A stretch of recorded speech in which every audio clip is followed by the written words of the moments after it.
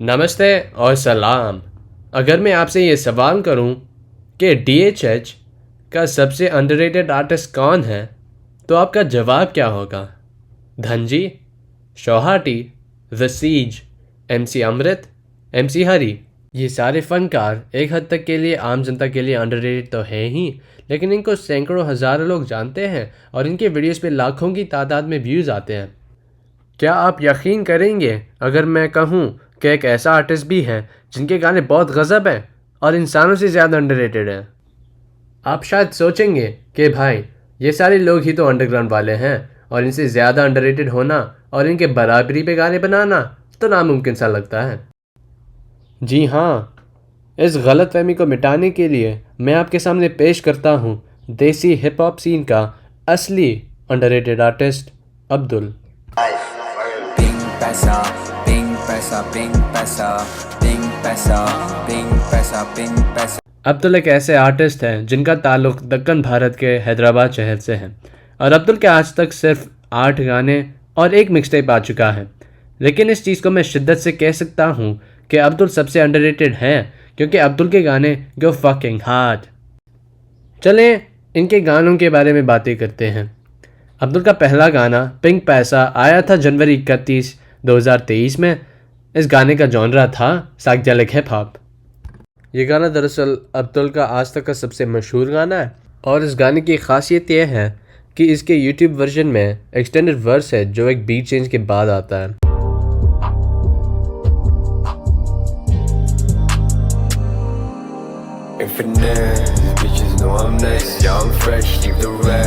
इस गाने को दरअसल बहुत सारे लोगों ने नोटिस भी किया था, जैसे कि अरबत बाला और मुस्ताफ़ी।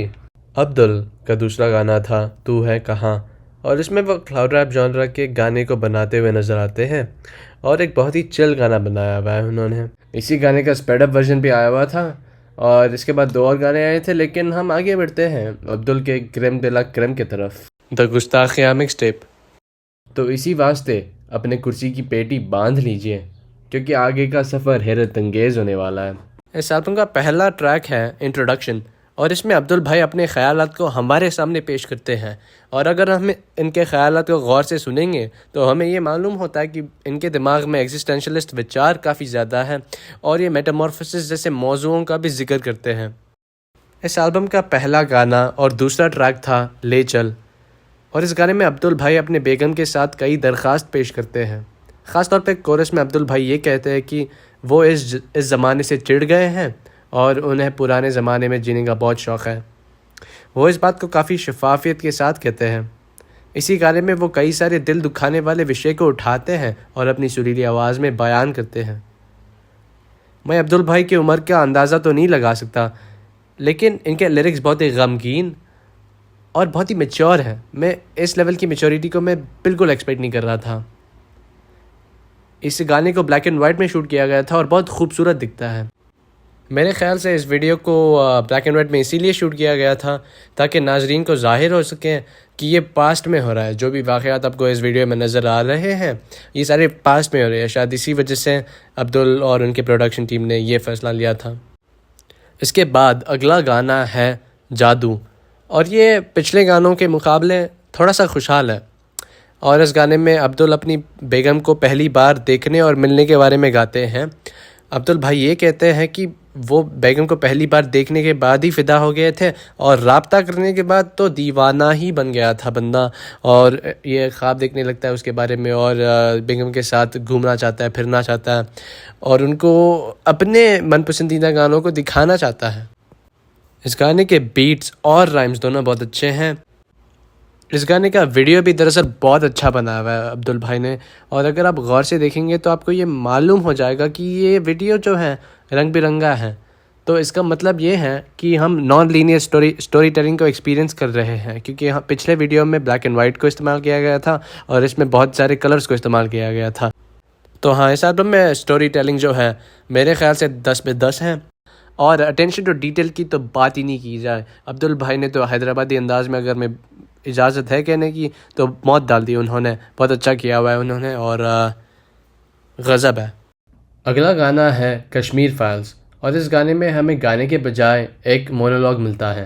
ये मोनोलॉग मेरे ख़्याल से कश्मीरी ज़बान में है, और चूँकि मुझे कश्मीरी नहीं आती है और मुझे ऐसा कोई इंसान भी नहीं पता जिसे कश्मीरी आती है, तो इस वास्ते मैं इसको तर्जुमा नहीं कर पाया। इसीलिए हम आगे बढ़ते हैं अगले गाने की तरफ। अगला गाना है बेगम, और ये गाना मेरा इस एल्बम का सबसे मनपसंदीदा गाना है, और इस गाने को मैं आमतौर पर भी काफ़ी सुनता हूँ। इस गाने के वीडियो को देखते हैं। इस गाने में अब्दुल बेंगलुरु में मौजूद है। ये कन्नड़ा लिपि में लिखी हुई निर्गमना और कर्नाटका में सिर्फ एक मेट्रो शहर होने की वजह से जाहिर होता है। इस वीडियो में अब्दुल अपने बेगम को पुकारते हुए नजर आते हैं और कायनात से पूछते हैं कि वो कहाँ हैं। शायद अब्दुल का फैसला बेंगलुरु में इस वीडियो को बनाने का था क्योंकि वो दर्शाना चाहते हैं कि वो काफ़ी दूर का सफ़र तय कर चुके हैं सिर्फ बेगम की तलाश में।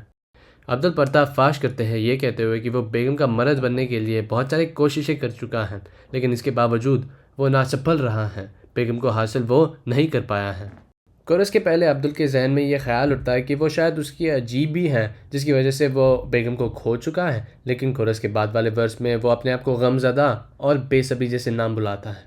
अब्दुल ये नहीं कहता है कि वो इस रिश्ते के मुकम्मल ना होने का गुनहगार है, मगर उसकी ज़बान से पता चलता है कि वो सिर्फ बेगम की तरफ से एक जवाब चाहता है। वो बस चाहता है कि उसका गम कम हो और उसकी पाशमुर्दगी का जवाज़ हो। ये गाना बहुत ही गहरा था और इस एल्बम का सबसे अच्छा गाना था। इसके बाद हम पहुंचते हैं से समथिंग तक, और इसमें हमें क्लासिकल म्यूज़िक सुनने का मौका मिलता है जिसे अब्दुल भाई ने ख़ुद कंपोज़ किया था। नहीं मजाक कर रहा हूँ, लेकिन असल में ये हुआ था कि a great big world and Christina Aguilera के से समथिंग गाने के इस वर्जन को इस्तेमाल किया था। मैं इस गाने को दरअसल प्ले नहीं कर सकता क्योंकि मुझे कॉपीराइट स्ट्राइक खाने का कोई शौक़ नहीं है, लेकिन अगर आप इस गाने को सुनते हैं तो आपके दिमाग में भी यही सवाल उठेगा कि भाई अब्दुल ने इसको अपने एल्बम में क्यों डाला, इसका मफ़हूम क्या था। अगर आप इस गाने के लिरिक्स पे ध्यान देंगे तो आपको मालूम होगा कि ये गाना दरअसल बेगम गाने का सारांश है एक तरह से। सीधी सी बात है, अब्दुल माफ़ी मांगता है बेगम से क्योंकि वो उससे हासिल नहीं कर पाया और विनती करता है कि बेगम कुछ करो, कुछ कहो। अब्दुल अपनी बेगम से बस ये कहना चाहता है कि वो उसे हमेशा याद रखेगा और फ़िलहाल के लिए अलविदा कह रहा है। अगला ट्रैक है I don't वांना live with purpose. इस ट्रैक में हमें फैमिली गाय नाम के एक अमरीकी शो के एक सीन के ऑडियो को सुनने का मिलता है, ये देखें। Come on, please. I keep it in case I ever want to commit suicide, okay? Wow. Oh. Oh my God. You're serious. But why, Brian? You wouldn't understand. You're just a kid. Well, I could try. I don't know. Sometimes it's all too much. What is? Life, everything. Just having the gun here, knowing there's a way out, it helps. Yes, but a gun, it's so messy. What about pills? Even hanging yourself is better. At least then you might grow an inch or two while you're hanging there. Of course, when they find you, you might have those Ileana Douglas eyes. So, why the gun? It just seemed the quickest way, I guess. I suppose. But I don't quite understand why you're so unhappy. Yesterday, when you said, I don't live with purpose, you were right. I don't. What purpose does my life have? I don't like when you talk like this. Oh, it's true, Stewie. Dogs are supposed to be able to... इस scene में show के दो किरदार Brian और स्टूई खुदकुशी के बारे में बातें करते हैं। ब्रायन ये कहता है कि वो अपने कमरे में एक बंदूक रखता है। इसकी वजह ब्रायन ये कहता है कि उसे सुकून मिलता है ये जानकर कि वो किसी भी पल अपनी ज़िंदगी को ख़त्म कर सकता है। स्टूई ये पूछता है कि ब्रायन, तुम्हें बंदूक के ज़रिए खुदकुशी करने की क्या नौबत आ गई, तुम्हारे क्या मसले मसाइल हैं। ब्रायन अपने मसले मसाइल समझाता है और कहता है कि उसे ये एहसास हुआ था कि वो बग़ैर किसी मकसद के अपने ज़िंदगानी को गुजारता है। इस गुफ्तगू से हम ये कह सकते हैं कि अब्दुल के दिमाग में भी इसी किस्म के ख़यालात मौजूद हैं और इसे बेइंतहा तंग करते हैं। एल्बम के आखिरी गाने का नाम है आप ख़ुद ही देख लीजिए, और ये नंबर दरअसल एक toll free mental health rehabilitation helpline है। इस नंबर के ज़रिए आप अपने दखल अंदाज़ी ख़यालात को किसी भरोसेमंद इंसान के साथ शेयर कर सकते हैं। अब्दुल ने इस गाने की वीडियो को मेरे ख्याल से 60 FPS में इस वजह से बनाया था क्योंकि वो आत्महत्या के बारे में बातें कर रहे थे और 60 FPS को यूट्यूब और फिल्मिंग की इंडस्ट्री में नुकसानमंद समझा जाता है। मैं शर्त लगा सकता हूँ कि आप अपने पूरी ज़िंदगी में किसी फ़िल्म को 60 एफ में नहीं देखा होगा, क्योंकि इंडस्ट्री स्टैंडर्ड मतलब वीडियो और फिल्म बनाने का मयार 24 FPS है और इस चीज़ को आम लोग नहीं जानते होंगे। और अगर किसी ने बदकिस्मती से अपनी ज़िंदगी को ख़त्म करने की ठान ली तो वो शायद वीडियो को 60 FPS में बनाएंगे, क्योंकि वो दुनिया को अपने जिस्म के ज़ख़म और वगैरह निशानात को साफ साफ दिखाना चाहेंगे। और ज़ख़म की बात कर रहे हैं तो अब्दुल के बाजू पे भी ज़ख़म लगे हुए वैसे। और हाँ, जाहिर सी बात है कि इस गानों के लिरिक्स में भी वो इसी डिप्रेसिव लाइंस को बयान करते हैं।